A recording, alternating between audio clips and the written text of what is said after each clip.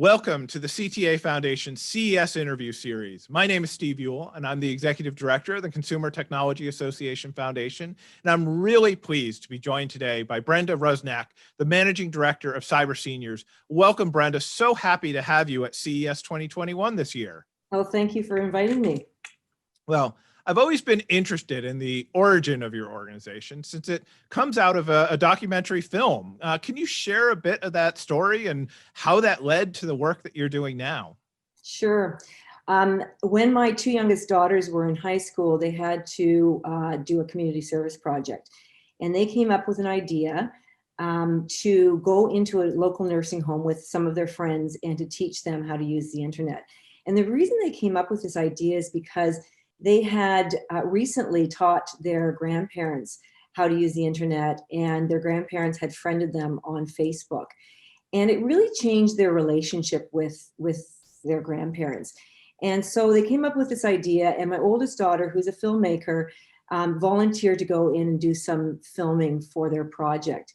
And she came home and she had captured this amazing footage of this, these two generations working together with technology. And she said to me, I had just retired. I had a healthcare company at the time, and I had just retired. And she said to me, "You're not doing anything. Why don't you help me, and you can produce it and I can direct it."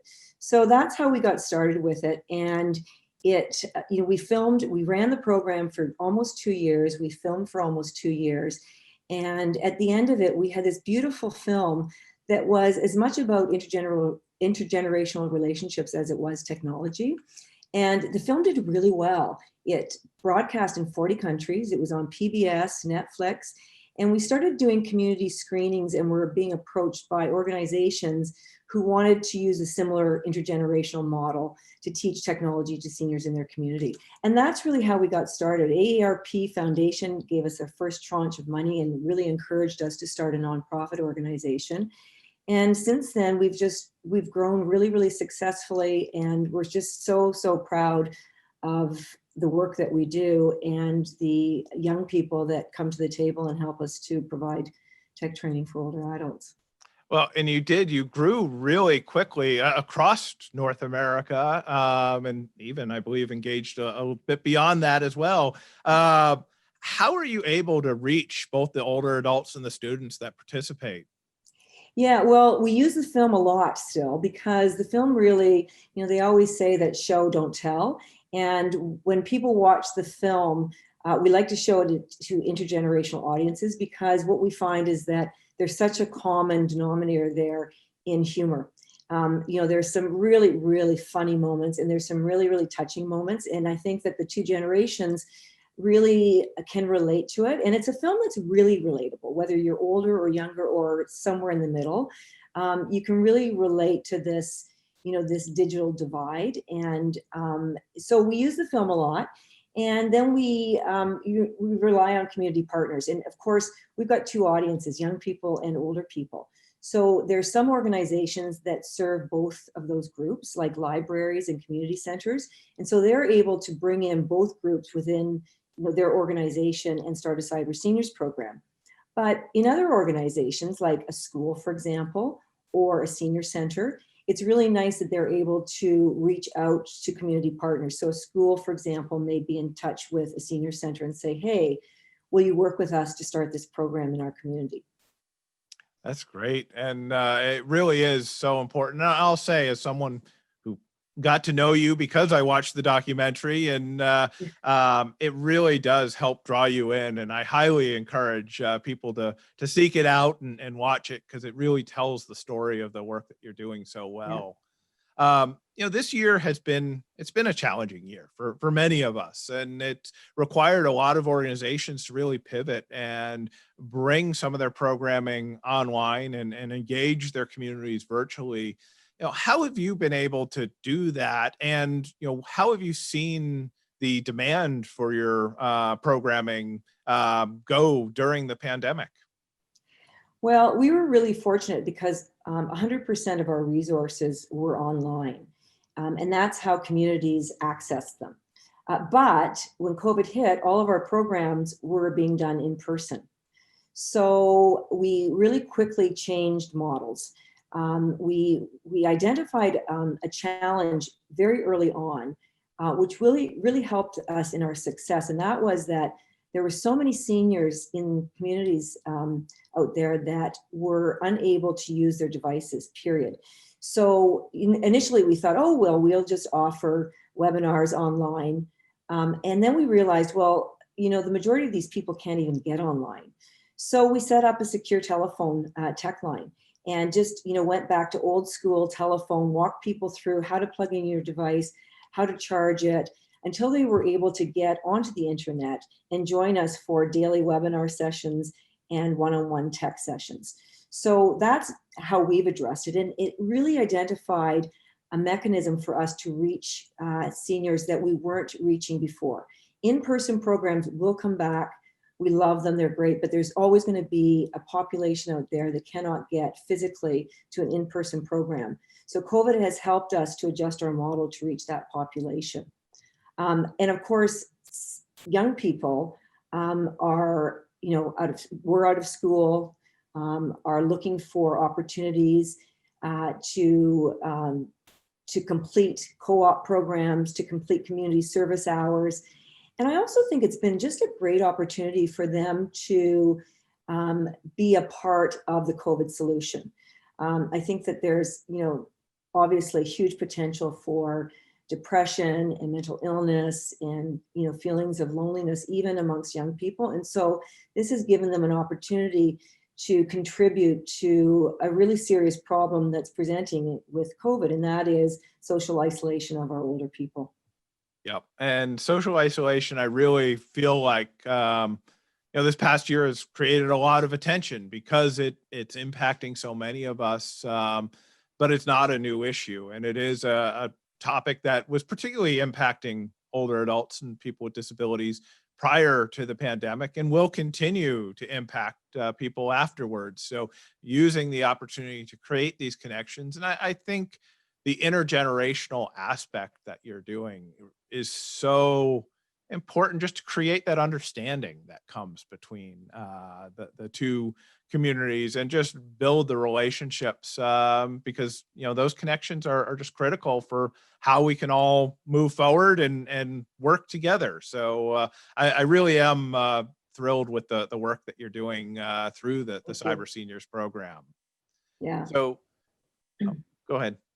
Yeah, I think that, I think that the intergenerational model that we use is probably the key to our success. First of all, it brings seniors to the table. A lot of seniors see technology as being cold, but the opportunity to be with a younger person is really appealing.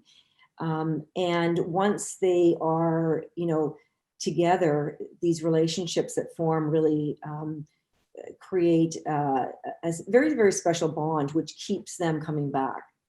Yeah.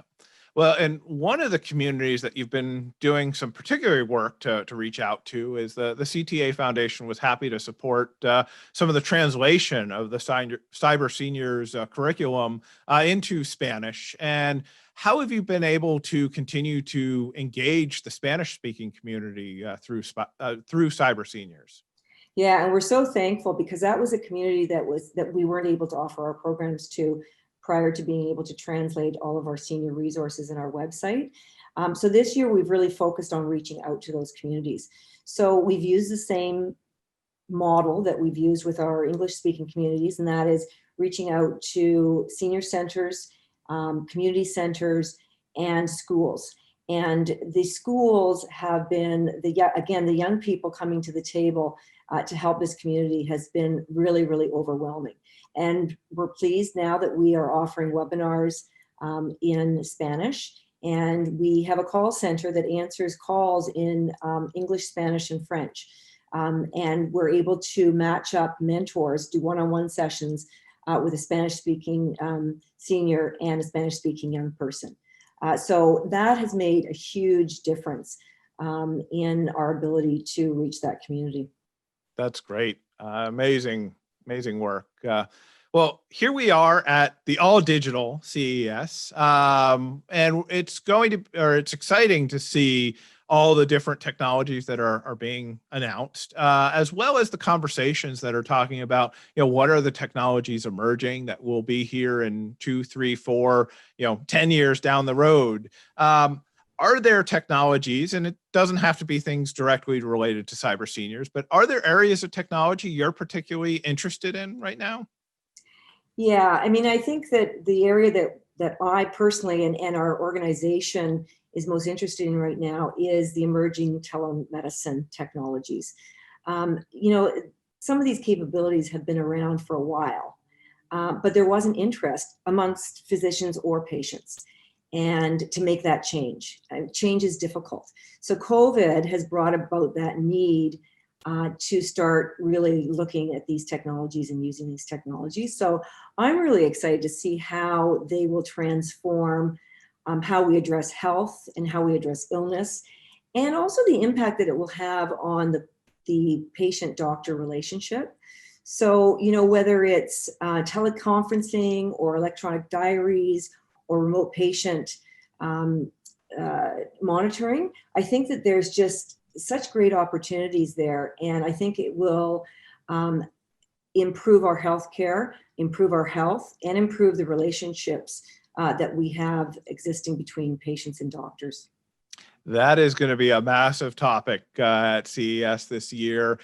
We've certainly seen telehealth use increase rapidly during the pandemic, and it's something that I do think will continue. And there's a lot of great conversations going on about how to best do that and where it makes the most sense. So yeah, I'm also looking forward to a lot of those great conversations and how that will really help the audiences that we're serving as well, and you're serving. If people are interested in learning more about cyber seniors, or even getting involved with the work that you're doing, where should they go? Our website is cyberseniors.org. Okay. And there's information on there. We offer all kinds of free services. There's no payment. Organizations can join in and access resources, daily webinars for seniors in Spanish and English. And young people can go there to take our training program and sign up to volunteer as mentors. That's great. Well, I highly encourage people to take a look at that. And thank you so much, Brenda, for joining me here today. And it's always a pleasure to talk to you and have you here at the All Digital CES. Thanks, Steve. Thanks for inviting me. Absolutely. For the audience, if you're interested in learning more about the CTA Foundation, you can go to ctafoundation.tech. And I encourage you to have a great CES 2021. Thank you.